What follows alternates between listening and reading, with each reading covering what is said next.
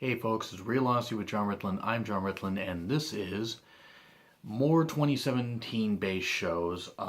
This is a top 10 list of talents who I feel will be released in 2017. Now, obviously, these are my personal choices, and no, I did not put Eva Marie on here, as much as I think Eva Marie should be gone and should just get into modeling or acting or whatever, something that doesn't involve her stinking up the ring and stinking up the wrestling business, because she does not deserve to be there, at least in a wrestling capacity.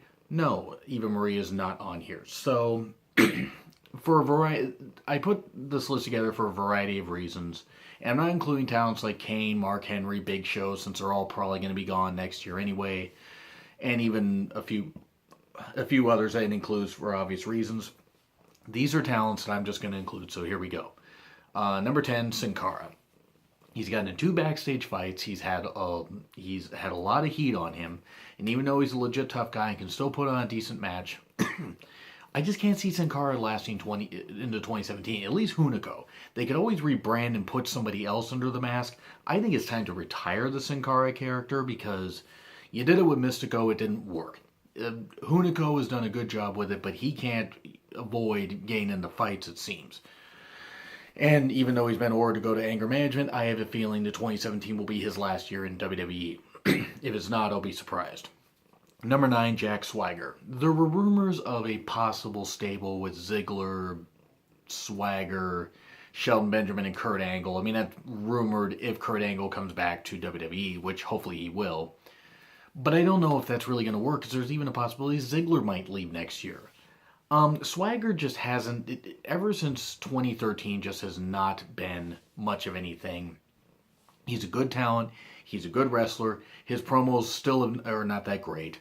But I don't know. I just can't see how Swagger provides any benefit except to get other talents over. He's a jobber for life. His little, mini push he got for like a week or two on SmackDown when he came over from Raw, that didn't last very long, and now he's right back. I don't even think he's been on SmackDown the last couple weeks. The last time he was on SmackDown, he got destroyed by Baron Corbin, and he hasn't been in a match since.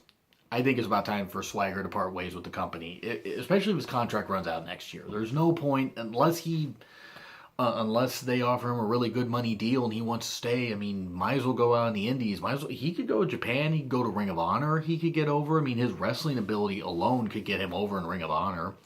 Japan, he could have some decent matches, but WWE, his time is done. Number 8, Fandango. Even though Fandango and Tyler Breeze are a good team, and they should be used a whole lot better than they are, I can't see how Fandango lasts past this coming year. I just can't. I mean, he's been given opportunity after opportunity, and then they pull the rug right out from under him. This is more on creative than it is on him. He's a very talented guy. I just don't see what else they could do with them. They've already cut the legs out from Breezango. I mean, they're ridiculous. They're dressing up in various costumes. For God's sakes, they look like male stripper cops on the most recent edition of SmackDown. I don't know. I see them being one of the first teams eliminated on the SmackDown side at Survivor Series. I hope I'm wrong. I hope Fandango gets a chance to get a decent push, but they already tried pushing him in 2013, and then they jerked that around and messed that up, and then there's been just nothing going on since. And then he did the ballroom salsa gimmick dancer thing with him and Rosa, which that was an embarrassment. Yeah, I think Fandango's gone. Number 7, Titus. The suspension thing earlier this year should have done it, even though I didn't agree with it for the reasons that happened. I think Titus has peaked. He's a great spokesperson, does great work with charities, and provides a lot of good positive pub for the company. But what else are they going to do with him as a wrestler? He could be an ambassador for the company, and they could use him in a non-wrestling role. But as far as being a wrestler, I don't see it. And people say, oh, he's got unlimited potential. The man's going to be like 40. If he's not 40 next year, he's going to be 40 the year after. He's getting to where he hit his peak a while ago. And even though he's still talented enough, the bloom's off the rose, he can't be used well as a wrestler. So Titus, I could see Titus being gone. Now, he's less likely because of the positive influences that he can provide. And he's a really good spokesperson for being a father to kids. But as a wrestler, I just can't see it lasting very long.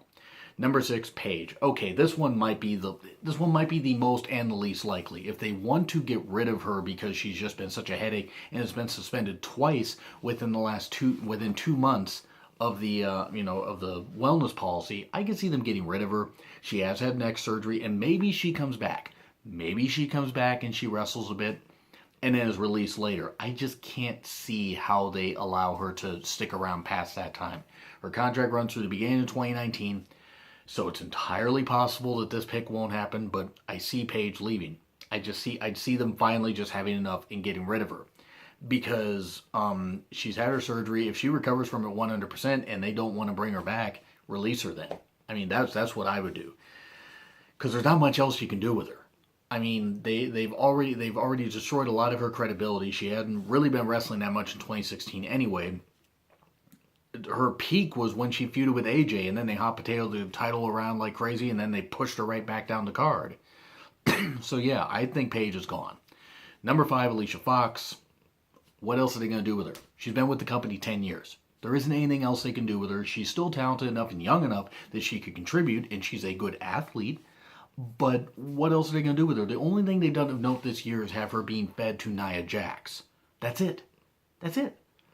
Alicia's been with the company 10 years. I think like she started in 06, so yeah, 26. So this will be 11 years if she's released sometime in 2017.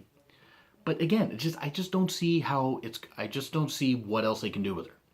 Like, it's not that she's old, it's not that she's washed or anything, but they haven't used her for so long and haven't used her well for so long. It's time to either get the complete reset on her and rebrand her, or release her and let her go somewhere else. I mean, she could be valet, something in Ring of Honor. She could do something like that. I don't think Impact Wrestling really could use her because I don't know what state Impact Wrestling is going to be in. But at least she could find work on the end. She could find work in acting. I think she could do fine, but it's kind of time to cut ties with her. Number 4, Truth. And I'm just going to do number 4 and number 3 are Truth and Goldust respectively. I'm just going to lump them both here. Goldust, it's about time for him to be gone. In Truth, the same thing. They're both in their mid-40s, or, close to mid-40s. They can still put on a decent match here and there. The Golden Truth thing is a dead gimmick, and it's horrible. But I think that I think part of the reason that they're around is because they need jobbers, and like apparently they're well liked backstage, which is fine. And I'm not wishing that any of these talents get released, by the way. I want to clarify that. But there's no reason to keep so much, in my words, dead weight around. You can only have so many jobbers and so many people that lose on TV for so long before the crowd doesn't get invested, and at the instant they hear their music, they get up and go into the bathroom in the arena. I think that Truth and Goldust probably are going to be gone this coming year. If not both, at least one of them, and it's probably going to be Goldust. Because I think actually he's about 46, 47, if I'm right.